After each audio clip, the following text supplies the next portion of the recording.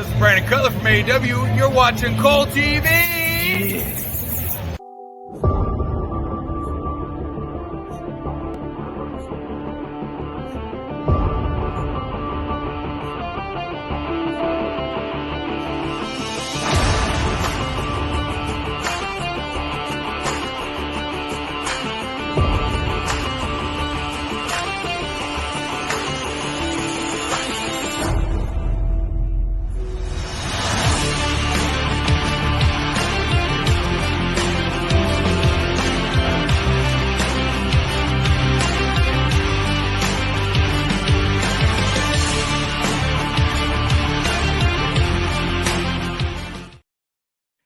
Greetings and salutations, and welcome back into Pro Wrestling 60, where we talk about everything that happened in the world of professional wrestling this week in 60 minutes or less.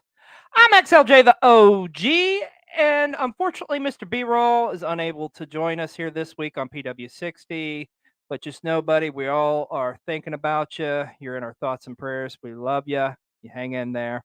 But filling in for my partner in crime this week, you know him, you love him. Let's bring him on in. He is the Wrestletok Drip God himself, Mr. Hambone. How you doing, brother? What is up, all you fucking marks?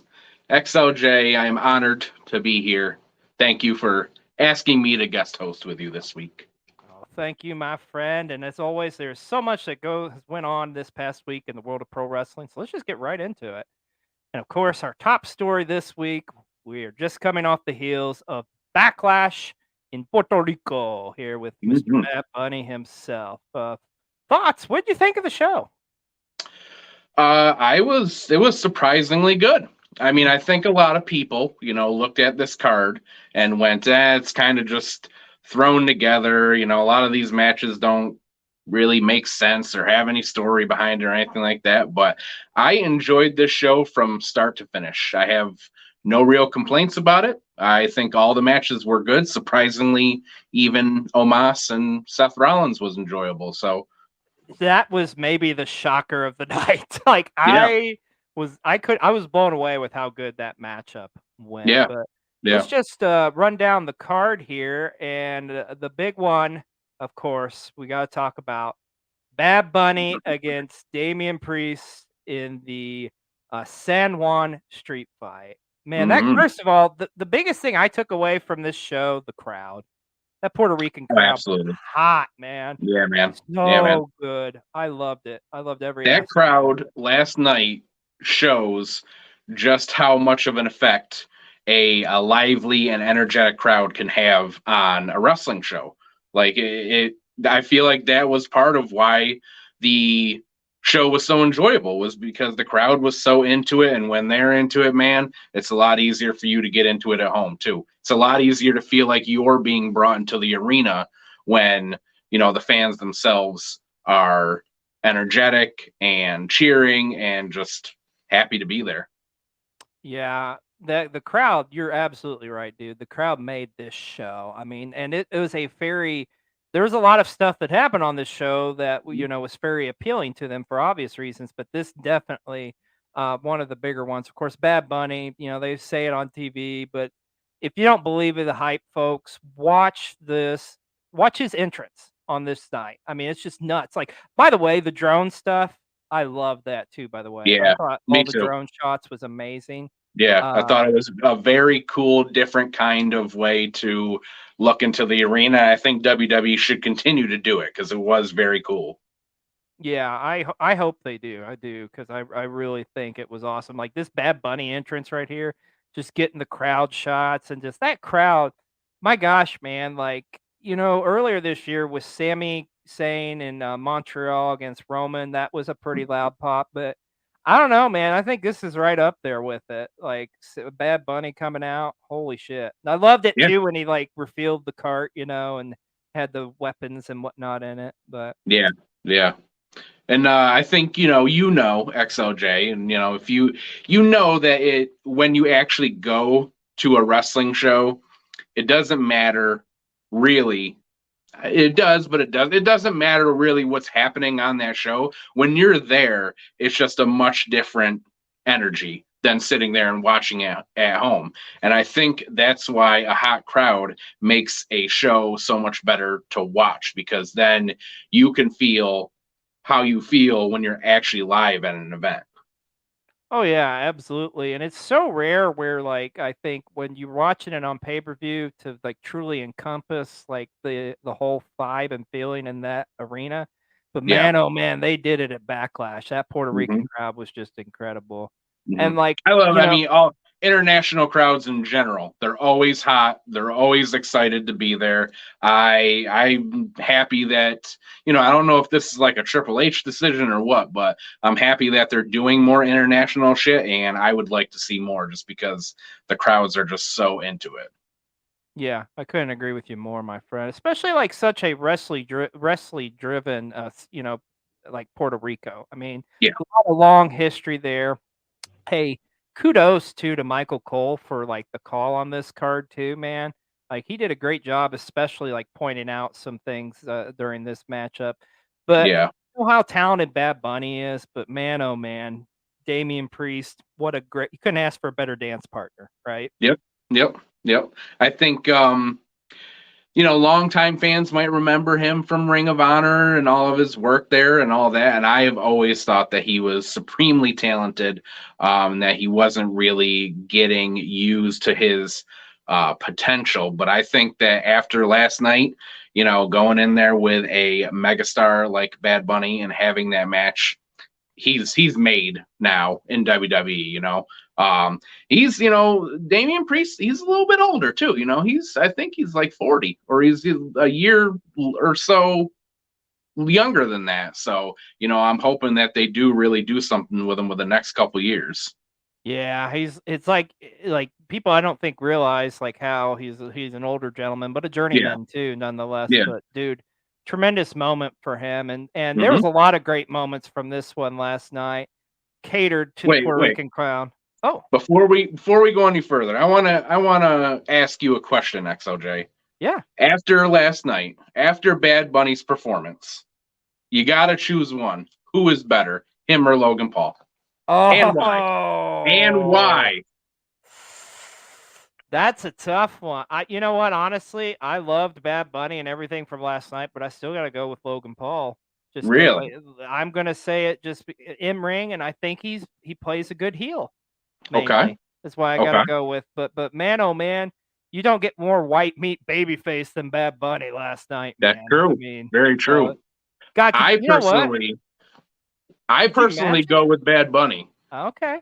And here's why. Okay, yeah. And I think Logan Paul is very good, especially for somebody who's done it, as much as he has. But I feel like Logan Paul is very much he's very much focused on like spots. Whereas Bad Bunny, I feel like Bad Bunny has more of a grasp of like actual psychology and just putting an entire match together.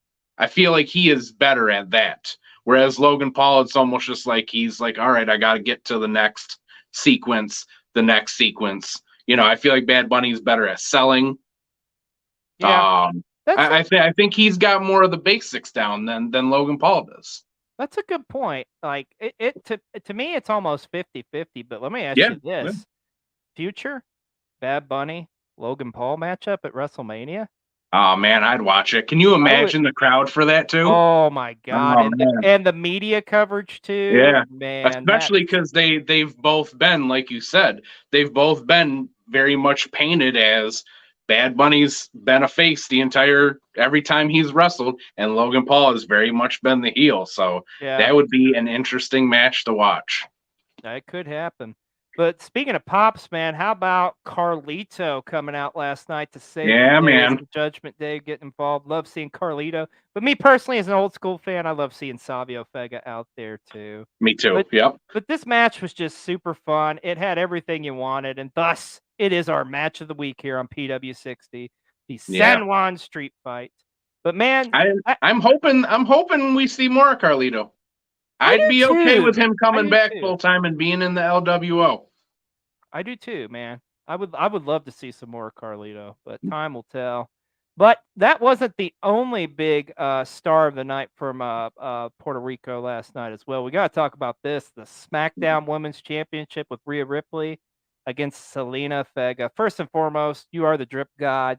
The Selena drip last night, is that maybe the drip of the year so far?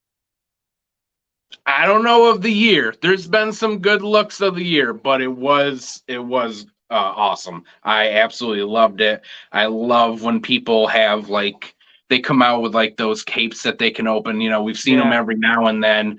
I loved a couple years ago, Bianca Belair had a cool one that said Black History in the Making. So I love when people have those made. So yeah, I love this. It was absolutely drip of the night for sure. Oh, no doubt about that. The matchup was just great for the crowd. I mean, we all knew what the end result would be, and you had to Yeah, explain to me the whole like throwing of the flip flop because I didn't get the that at Champa. first because I'm the chonka. Sorry. So here in the Midwest, it's like shit. We get our flip flops at Old Navy for $1 when they go on sale. But yeah, this was a cool moment, man. Good for Yeah, Selena. I hope yeah. she gets more pushes, but like mommy says, mommy is on top. And then the other half of the double main event, as it was billed, we got to talk about Cody Rhodes versus Brock Lesnar. I have to say, this match delivered for me as far as like my expectations. Cody Mhm. looked really good in this matchup. Yeah, yeah, I agree. It was not, some Brock squash fest. Cody got a lot of offense in. I think, because a lot of people did not like that finish. I'm okay with the finish, because I do think that, it's more than likely leading to another match where Cody's probably going to get a more definitive win. But I think that really the match suffered from following Bad Bunny and Damian Priest. That should have been the main event because the I agree. crowd was just on fire for it. So the two matches after really kind of suffered from it because I feel like the crowd was brought down a little bit after just going crazy for that match. But I liked it, especially the whole like I was convinced that they put a razor on that turnbuckle or something because I mean Right, Brock with hit it Brock. and it was just immediate, and I was like that. There's no way that he bladed because it just Yeah, happened like that. that was instantaneous. And Yeah, he was bleeding all over the place. They called it he like a was scene out of leaking. a horror movie. Yeah, yeah, he was leaking. He was But leaking. tremendous ovation for Brock too at the end of the night as well. That Yeah. didn't show on the stream. Mhm. But man, you got to give, whether you love him or hate him, man, you got to give Brock Lesnar credit where credit's due. Man, he can work any style, He and man, oh absolutely can. man, he I've really said a put. million times, Brock is when he wants to sell for somebody, which and he did last night for Cody, he Oh is yeah, one of the absolute best. And there's no denying it. Like I know a lot of people hate him because they hate the squash fest and all that, but when Brock actually has a back and forth match where his opponent is getting some offense in and he's actually selling for them, he's one of the best out there. dude, there ain't no doubt about it. And Cody needed this too. Like coming off Yes. of what happened at Mhm. Mania, this was huge. So Yeah. because Yeah. of that, Cody Rhodes is our wrestler of the week here on PW60. But I love the main event, but I love the card in general. I mean, there's some great Yeah. matches. How about this? Yeah. Bianca Belair and Io Sky to open the show. I was kind Yeah. of questioning it at first, but man, they fucking delivered, dude. I Like this agree. match was awesome. Like, Crowd was surprisingly hot for EO too. yeah, they I were. don't know why, but man, they wanted an EO win last night. This spot was scary though. That fall, Oh my god, I that was fall so was scared. scary. But man, they were able to pull it out. The only thing I will say is the finish I hated was wonky with damage control. I just fuck damage control. It's weird. I love all the competitors in damage control. I just don't like the group. Like end it and end it now. I I liked the group because like you, I like all the competitors. It just again, it hasn't been handled right since they put them together, and therefore all of us are just like, just get over with this because you're not using it right anyway. So just end it. Yeah, and hopefully they will, but time will tell. Also, we had the six-man tag with the Bloodline against Kevin Owens, Sami Zayn, and Riddle. Like you say, I really think this match was riddled, no pun intended, by going on last or after or going on after the San Juan Street fight. This Yeah. crowd really wasn't into it. It was all right. There was some good storytelling with Solo and the Usos and stuff, but the Yeah. Bloodline picking up the win, I wasn't really shocked with that. But I was shocked with this. Seth Rollins and Omos. This Mhm. match was like the best Omos match he's had by far. No doubt Yeah. about it. If there's And anybody out there who questions how good Seth Rollins is, go watch this match. absolutely. To me, Seth Rollins, I don't care what anybody says, Seth Rollins last night, if you didn't believe it before, he just proved that Seth Rollins right now, pound for pound, is the best professional wrestler in the entire world today. I don't care what anybody says. I love New Japan, AEW, all that, but you can't deny Seth Rollins is the man. I mean, I would agree with that 100%. yeah, and if you can get a good match out of Omos, then you're doing pretty damn good. Mm-hmm. Also, we got to see A-Town Down, baby. Austin Theory retained his United States Championship against Bobby Lashley and Bronson Reed. I swear every time I want to say Jonah, but I'm like, no. But this match was all right. Kind of sandwiched in between a lot that was going on with Backlash, but not a bad triple threat. I'm not shocked, of course, that Theory ends up picking up the win and continuing his streak, but still a pretty decent triple threat, I would say. Yeah, I agree. It was a decent match. I just think that this match is suffering from. I think people are ready to move on from Theory and Bobby Lashley. We've seen it so much in so many different ways over the last couple months. I think if Bronson Reed had been drafted to SmackDown, I think the right move would have been to give him the surprise win, let the crowd in Puerto Rico get a title switch. That would have been big for them. Probably would have gotten a big pop. But yeah, I just feel like this match was just kind of there because I think people are they're done with it. They're done with this feud. Austin Theory needs to move on and do something different. Yeah, and I think he will on Friday night. Even though Lashley's over there now, I still think like there's plenty of challengers and whatnot with all the shakeups. And we're going to Yeah. talk about the draft here. But before we do that, it's come that time of the week. Let's go to our tribal queen for her tidbit of the. Well, hello, everybody. It is your tribal queen tidbit of the week. As you know, Backlash happened, and what a live event! It really was solid from top to bottom. Not a bad match, but the highlight of it has got to be, the tribal queen's favorite, A-Town Down, retained against Bronson Reed and Bobby Lashley, which a lot of people did not expect, but I had full faith in our guy, A-Town Down. But what's next for him? That's the thing. So now he's going to be on SmackDown. You know who else is going to be on SmackDown? The Grayson Waller. So I think Grayson Waller is going to come up and challenge Austin Theory for the United States Championship. Or else, maybe they feud for a little bit and then make a tag team. Maybe. Okay. That was your tribal queen tidbit of the week. There you go. And yes, let's talk about it. The draft did conclude this past Monday night in epic fashion, right, Hambo? I can't even say that with a straight face. This is one of the most boring drafts that's ever happened. Yep. Not a whole lot of change, really. Some people can Nope. say change. I will say this. The only thing that really stood out to me is there was a lot of NXT call-ups, I think. Yeah.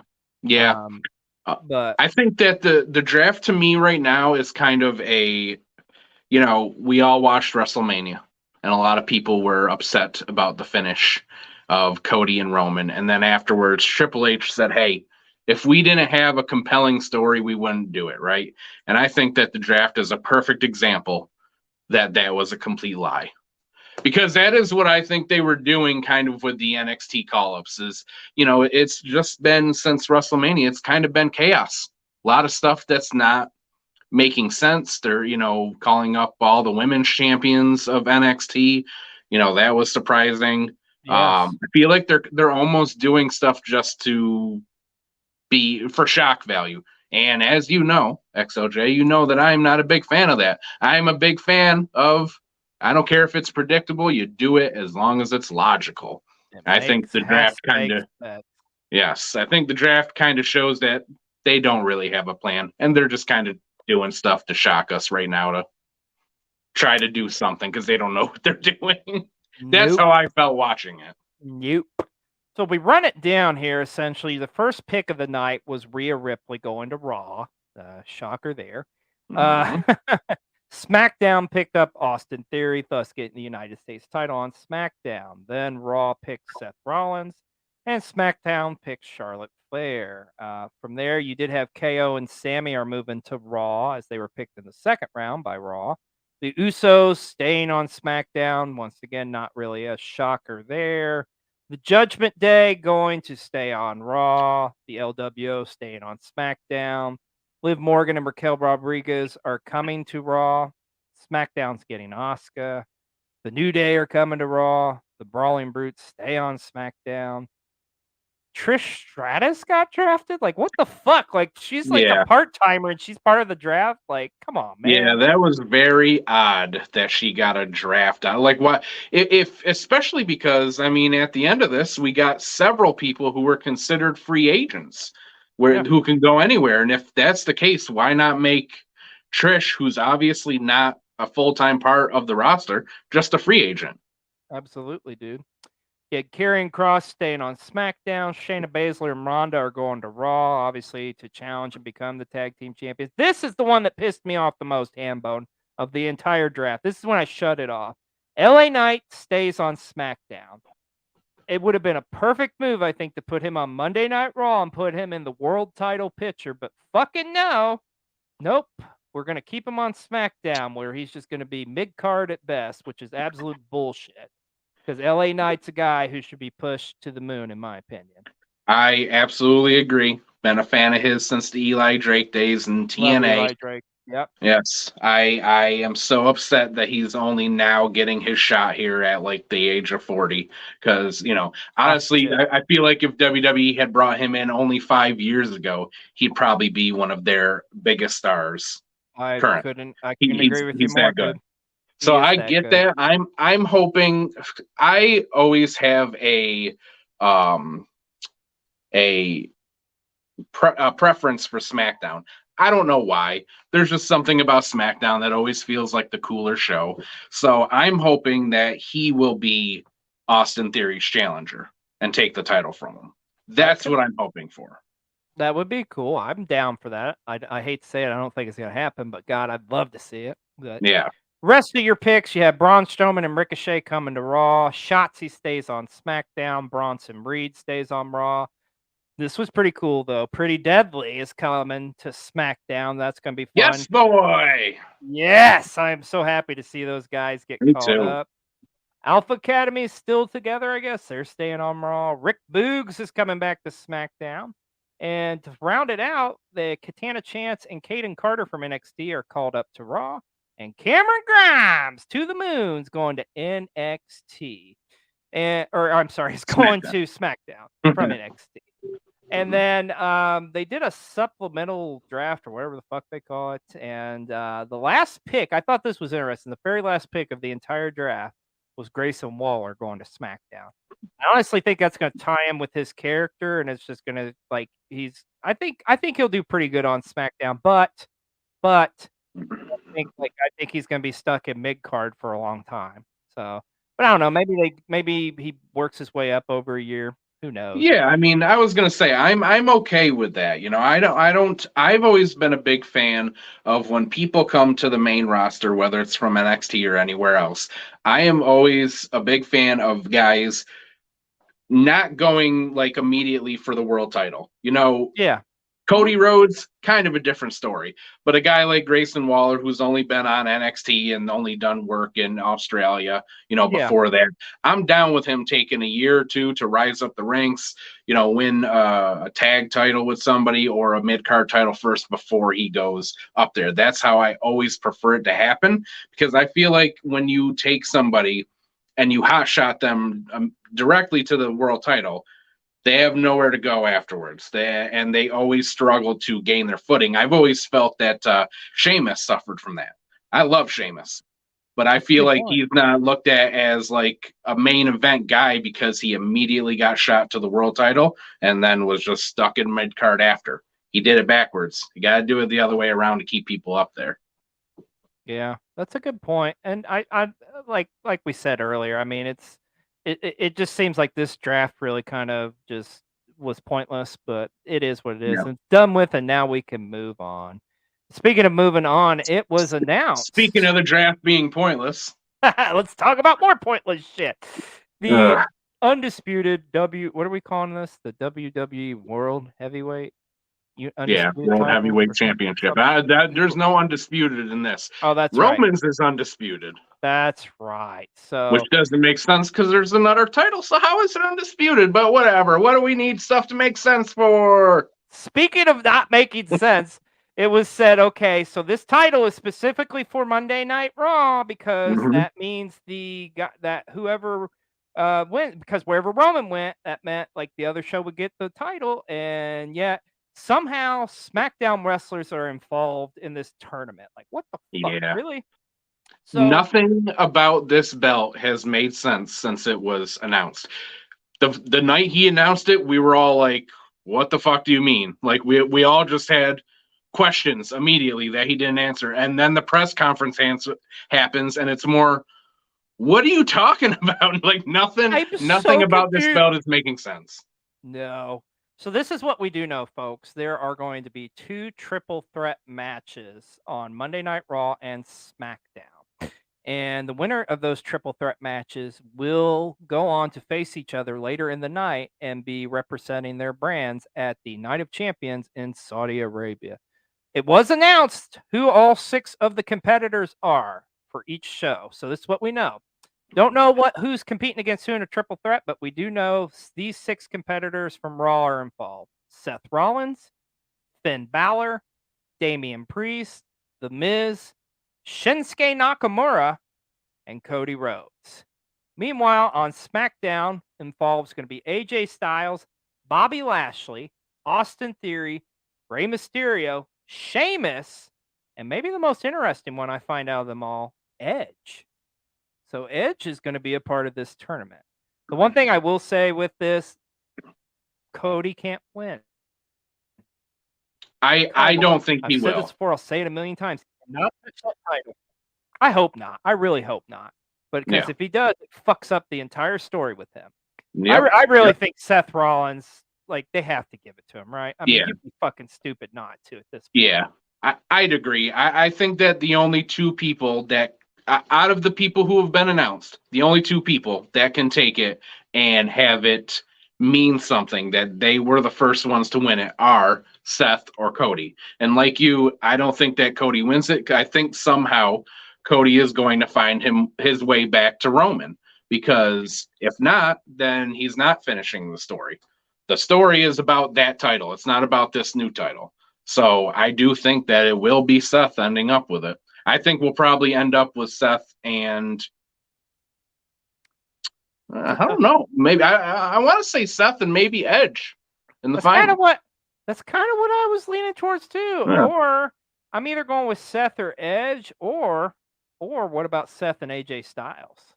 That'd be a great match for Be a sure. great matchup. Yeah. I tell you personally, before all this bullshit was announced, I was really hoping it was going to be Seth and Finn Balor, because I thought, how appropriate would that be? Right. Considering they were the 2 Right. in True. the finals for the first Universal title and all that Mhm. jazz. But hey, Mhm. it is what it is. But that tournament starts this week on WWE programming. But let's talk about this. All in London. Tickets went on sale, and holy shit, Hambone.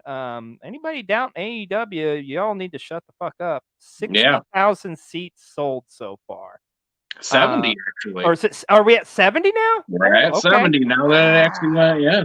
Yeah. Damn, that is crazy to Mhm. think. Like, everybody doubting like AEW, oh, they can't sell out Wembley and stuff, but I don't Yeah. care. Like 70,000 fans for anything, that is just fucking insane, man. It is. It is.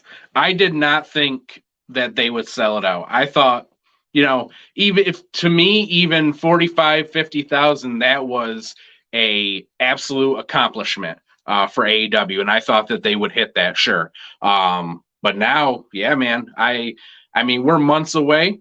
Not a match announced. I would not be surprised to see it completely sold out. I really I wouldn't. think it will. I think Yeah. it will, and it's good for all pro wrestling too, man. Absolutely. It makes it so healthy. But Hmm. I gotta say, Tony Khan, though, God bless him, but like he took a little offense to Mike. I think it was Mike Coppinger made a Yeah. comment on Twitter, and Mhm. Tony went the fuck off on him, pretty much like putting him in his place, As he does. as he does, telling him he needs to shut the. I'm pretty sure it kind of went like this. He's like, "What the fuck? Fuck you, Mike Coppinger, you son of a bitch. I love you, Tony. I love you. We all love you." I said Yeah. nothing about you, Papa Con, so if you'd like to give me a job, it's been my dream. So Yeah. Oh, Tony, you gotta love Tony. And hey, how about this week on Rampage? We got another cinematic match from the Hardy compound with the Firm Deletion with Matt Hardy, Jeff Hardy, Hook, and Isaiah Cassidy going up against the Firm. Have you watched this, Hambone? What were your thoughts on this Deletion match? I have watched it. I always enjoy the deletion matches. There's been a lot of criticism of them, but I think people who criticize it, they just don't. They either don't get it, or they're the type of people who think that everything in wrestling has to be serious all the time. It's always got to be serious and real. So I enjoyed it. I do think I would go so far, though, as to say that this is probably the worst deletion match of all of them, I would say. I agree, because there was a lot, I think, cut out from this. And speaking of which, I don't know if you noticed. Well, actually, the full cut is up. You can watch the full thing on Bleacher Report. That is true, but there's still, believe it or not, I got the inside scoop on this. There's still some of the footage actually cut from that matchup. Really? Yeah, because I don't know if you know it or not, but our good friend Best Scout Machine was actually a part of this matchup, believe it or not. And we've got the deleted clips from this. So let's take a look at some deleted clips from the Ultimate Deletion. This week on AEW Rampage, they featured the Firm Deletion. Best Scout Machine was invited to go and participated throughout the entire match, but unfortunately all his scenes were deleted! So we shall now show you the special deleted scenes from the Firm Deletion. Gentlemen, I am so honored to take part in the Firm Deletion. What's wrong with Big Bill? I do not smell that bad. But, I'm just trying to figure out which side am I on, since I am neither with Matt Hardy or the Firm. I do have a firm ass, but, while you guys are battling over there, can you just take a moment, just soak in the scenery? Smells like pine cones and Sudafed. Is that Poison Ivy? Nah, I don't think they have Coming to America, but I do believe they have a Goofy movie. Hey! Oh, God, they have Serbian film. They have a lot of Lars von Trier movies here, homeboy. I don't know. Oh. You guys mind if I just take this moment to just let everyone know here that no matter who wins or loses, you all smell amazing. Whose kids are these? Hook, I can confirm without a shadow of a doubt that was Poison Ivy. I am itching You want to see the rash right here? It got in a weird spot. I don't even recall rubbing my genitals against that tree. Well, hello. I am so proud of what we've all achieved today, and let me just say, yes, you've all been wearing right guard today. Good job on you, Caprice Coleman. Boy, can someone check on Ethan Page? You all beat the living shit out of him, and I am worried to death. Please don't be angry, Matt, but I drank like 2 Bud Lights, and I pissed in the Lake of Reincarnation. What the hell are you looking at, Caprice Coleman? One of your damn kids stole my glasses. I know it. Was it you, goth baby? Jeff, I am totally down with the symbolism here, but just surrounding yourself by fire is not a good idea. It is swelteringly hot. I'm sweating in places I didn't even know I had sweat glands on. Like, I gotta change my underwear immediately. Do you have an extra pair on you, Jeff? Shania Twain! Okay, I was not that loud, Big Bill. I was not that loud. You're exaggerating. See, I think if they would have had that, it would have been much better. I'm just saying. Why would they cut any of that? I know, right? That's gold. But Can thank I you, say Best one Scout. more thing about the deletion match, though? Absolutely. If that match showed me anything, it's that there is not enough Stokely Hathaway on my TV. I 100% agree with that, and hopefully we That will see is some more that of I him. believe that is the crime that he is accusing Tony Khan of, is not using him enough, because goddamn, Stokely Hathaway is entertaining. I couldn't agree with you more, my friend. And hey, speaking on TV, how about this? On Impact Wrestling this week, we got the official debut of Trinity Fatu on Impact. Now she's part of the Knockouts division. How excited are you about this, Hambone? I've always been a fan of Trinity. I think she's very talented. I do think that she does lack in the mic skills department, so the promo wasn't great. But I've said it a million times. Impact has the best booked women's division in wrestling. They have for a long time, and I am looking forward to seeing her get tested by some of the knockouts, because they're some of the best women's wrestlers in the world on that roster right now. I couldn't agree with you more, man. I think she made the right move, and I'm excited to see her, what she's going to do in the Knockouts division. And hey, speaking of returns, how about this? Hikaru Shida returned to AEW this week, and it's good to see, because you thought for a minute, oh, is she going to join Saraya and her Misfits?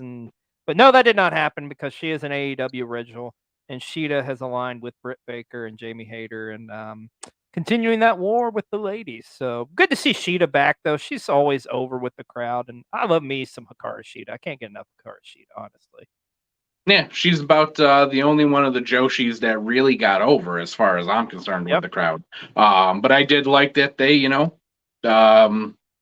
logical storytelling here. We all remember Saraya constantly putting off Sheeta for Tony Storm. So I like that they teased it a little bit, and then they went, nope, we're going to do the logical thing. Yep. And speaking of Dynamite, let's talk about the rest of Dynamite. What happened this week? I got to see Roderick Strong make his ring AEW debut as part of that 8-man tag. Your other missus, Willow Nightingale, was in action against Saraya, which is always great to see Willow on TV. Then we got to see, of course, Sheeta returned. The Trace de Mayo triple trios, whatever you want to call it, Battle Royal, that ultimately Billy Gunn and the Acclaimed ended up winning that. I guess they're going to get a shot against House of Black at some point, I would assume. Yeah, that was a confusing match. Yes, very, very much so. Yeah. You get to see Wardlow in action in a squash match. Not surprising, but surprising. Apparently, Christian Cage is the next challenger for him, and not Luchasaurus. So we'll see what happens with that. Ricky Starks went up against Juice Robinson, continuing on that storyline with Bullet Club Gold and Juice. And your main event, the tag team matchup with MJF and Sammy Guevara against Darby Allin and Jungle Boy. And I have enjoyed that story so far with all four of the four pillars. And now we do know, because of that matchup, we are getting the Four Pillars four-way as the main event at Double or Nothing. What do you think of this storyline so far involving the Four Pillars? I've enjoyed it so far. I am glad that they are going this way, because I'll be honest with you, one-on-one, I'm not interested in any of those feuds with MJF, with the other ones one-on-one, but I am interested in a four-way Four Pillars match. That does interest me. So I'm glad that they went that way with it. I've been enjoying it so far. I'll be honest, of the three challengers, Sammy Guevara would be the one that I would root for. Interesting. Yeah. Man, I don't know. I don't know. I'm not completely. I like watching Jungle Boy, but I'm not sold on him as a top tier babyface. Yeah, no, me neither. I very much think that he needs to turn heel. Hollywood Jack Berry, I'm telling you. Yeah, I could see that. I do like Darby though. I mean, I like his. I don't know. I like Darby in general.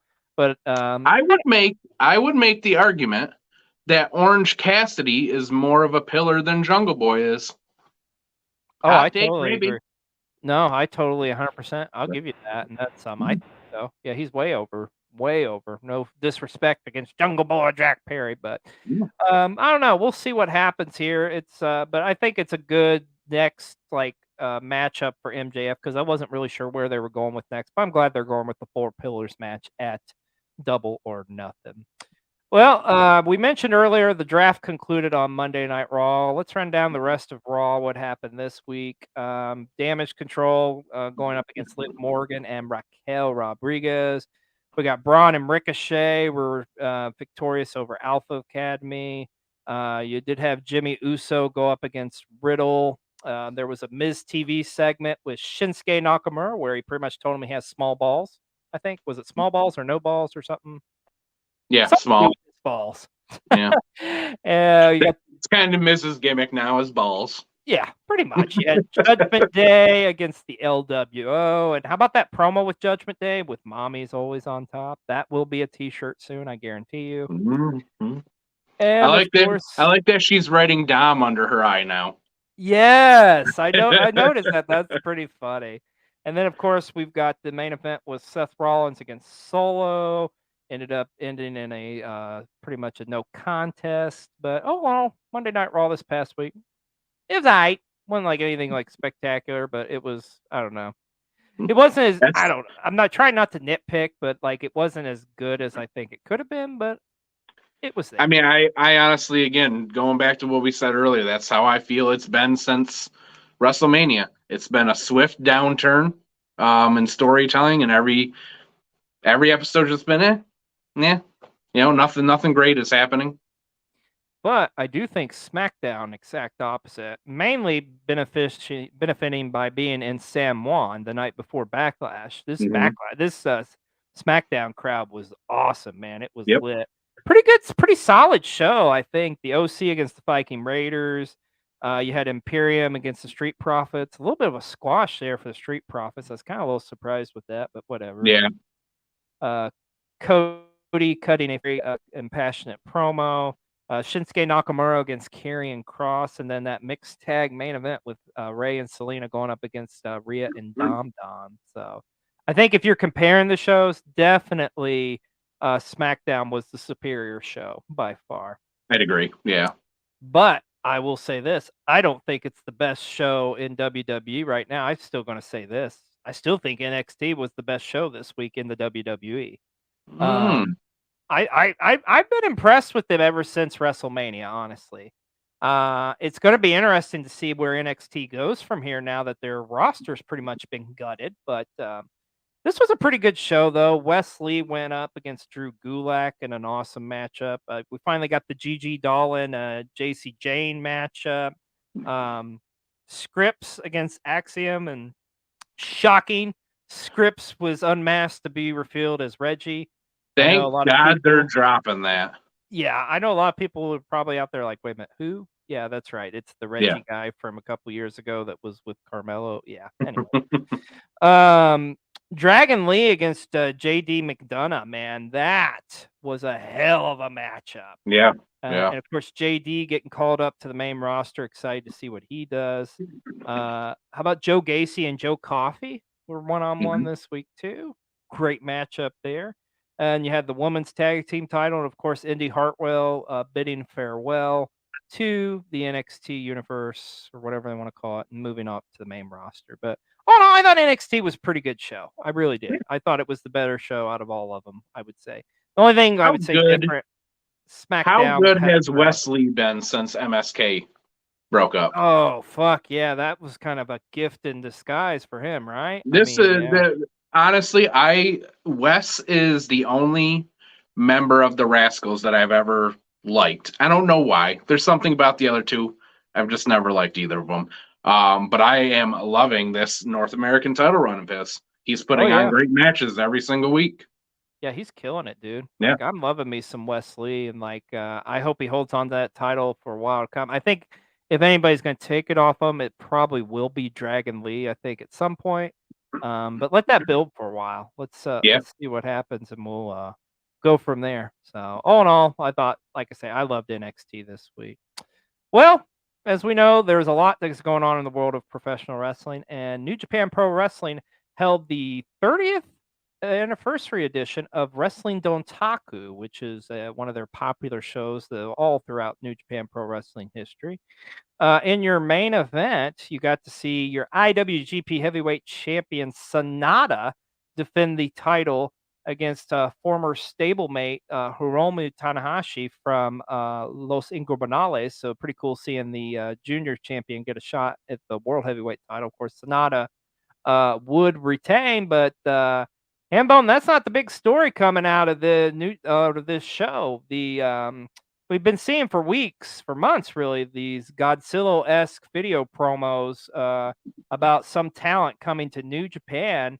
And boy, oh boy, New Japan does it right when they're bringing in some of their young talent here, because it was revealed to be young lion Yota Tsuchi. I know I butchered that name, but getting called up to coming back from excursion from working over in England at Rev Pro, and now he is back in New Japan Pro Wrestling.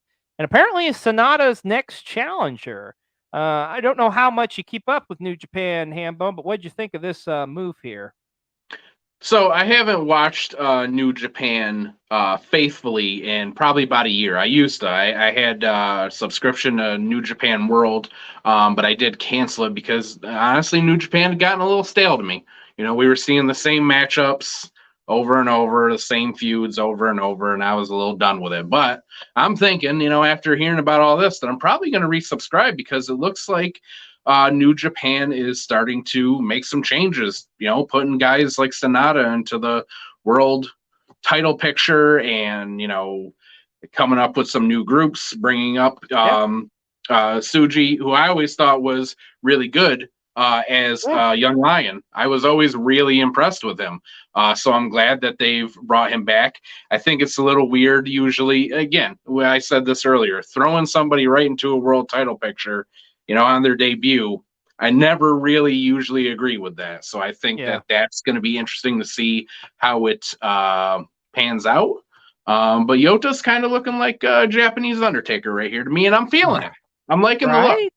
Yeah, like, and he came out like just guns blazing too. So I'm excited to see what happens there. And a lot of other stuff happened on Dontaku too. Like, how about Hikuleo winning his first singles title in New Japan as he defeated Kenta for the New Japan Strong title? And this team, yes, that's right. Kazuchika Okada, Hiroshi Tanahashi, and Tomohiro Ishii are now your new never open weight 6-man tag champions.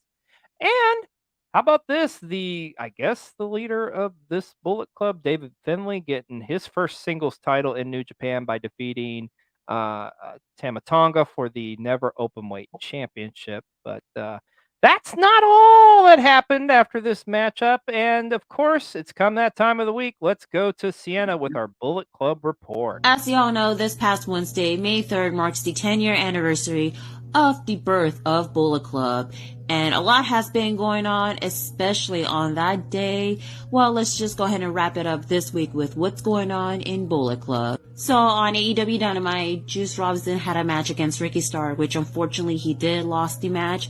But afterwards, Jay White did attack Ricky, and of course, Bullet Club goal and the feud with Ricky Starks and Shawn Spears has been an ongoing continue on in this day, and who knows what will happen next. But regarding with Juice Robinson, he has a match coming up on Sunday, May 21st, as New Japan Pro Wrestling Resurgent will be taking place in Long Beach, California, while he'll be facing off against Fred Roster in a Street Fight match. So that is right, the feud has been continue on though. So this is going to be a very interesting matchup, and I'm looking forward to it. Now with Bullet Club overseas, Wrestling Dontaku did happen on the same day, where Kenta did try to defend his strong openweight championship match against former Bullet Club member Hikuleo. However, Hikuleo successfully defeated Kenta and become the new strong openweight champion, so congratulations to him. However, his first title defense will be a rematch against Kenta for the strong openweight championship match at Resurgent. That is right. This is going to be a very interesting to see at least. But let's see what's going on with the leader. This guy right here, David Finlay, which he did have a match against former Bullet Club member, well, he is the founding member, Tamba Tonga, in a Never Openweight Championship match, and boy, it was a pretty solid match, and of course, David Finlay did successfully defeated Tama Tonga and became the new Never Openweight Championship. However, there was a surprise return as El Fantasmo made his return and attacked David Finlay, and little did y'all know, these gentlemen will be facing off against each other on June 4th at Dominion, though Dave Finlay did challenge ELP. He accepted, and yeah, y'all, this is going to be a very insane match, but I'm going to point out something that I found on ELP's Twitter. He created a checklist, of course, which he already completed the first checklist, which he did apologize to Jushin Thunder Liger. Y'all thought that he's going to be joining Hontai? Well, not really, because look at the list. The third part of the list. Drop my final Bullet Club tease. Y'all be thinking? I do too. Especially a certain color as well. And that's all from the world of Bullet Club. I'll leave you a special message in honor of the 10-year anniversary from the first leader of Bullet Club. And happy 10-year anniversary to Bullet Club, man. It just keeps getting crazier and crazier with those guys. It's very reminiscent of like the NWO, Hollywood, NWO, like Wolfpack, like Red and Black days, it seems like going on with Bullet Club right now. But I don't know, we'll see. Crazy to think it's been a full decade of Bullet Club. Right, indeed. But we did learn some matches for Dominion, which, if you don't know, Dominion is pretty much outside of the G1 Climax and Wrestle Kingdom, the biggest show of the year for New Japan. And we mentioned it earlier. Uzi, oh God, I butchered his name. I'm sorry. I'm from the Midwest. I can't pronounce things. Yota Tsuji will challenge Sonata for the IWGP Heavyweight Championship. We mentioned it with El Fantasmo's back. He will be challenged David Finlay for his newly won Never Openweight Championship. We also did find out we're going to get a triple threat for the IWGP Tag Team Championship and Zack Sabre Jr. against Jeff Cobb in a rematch for the television title. Dominion is shaping up nicely. We also did find out this week, too, that Jon Moxley will be returning to New Japan Pro Wrestling, and he will be at the Resurgence show in Long Beach, California, coming up here in a month or so. And headlining that show, it's going to be the four-woman tournament for the new New Japan Pro Wrestling Strong Women's Champion. And I think we're going to get a Mercedes Moné and Willow Nightingale matchup, and I'm all for that, man. I know it's got your girl. I'm for it as long as my future ex-wife wins. There you go. Oh, now we got to talk about this asshole. Do we have to? Don't we talk about him enough? I feel like we do, but this piece of shit somehow got out of another damn lawsuit this week, Hambone, as the shareholders have dropped their lawsuit against Vince McMahon as far as using money for hush money. Yeah, I wonder how that happened. Exactly. There's a settlement, but seriously, fuck this guy. Next, on a better news, although sad to see, Leva Bates' contract with AEW has run out, and she is now a free agent. But Leva Bates, I thought, had a very impressive run in AEW, and I don't mean on screen. Behind the scenes, I don't think people realize what all she did, man. She was doing a lot for AEW. Yeah, I agree. I never got the librarian gimmick. I thought it was silly, and I think that most fans weren't really into it either. But I was surprised to see that she left, because she did do a shit ton for AEW behind the scenes, to the point where I'm kind of thinking it may have been, partly her decision. Maybe, she's got other stuff she wants to do. I've heard that she wants to do some acting and stuff, so maybe that's why. But yeah, I was definitely surprised to see that they let her go. Yeah. So, but she's moving on, and I'm sure she'll move on to bigger and better things. And hey, speaking of free agents, Tessa Blanchard, everybody's favorite. man, you talk about toxic. How bad is it for her? Because she just signed a deal.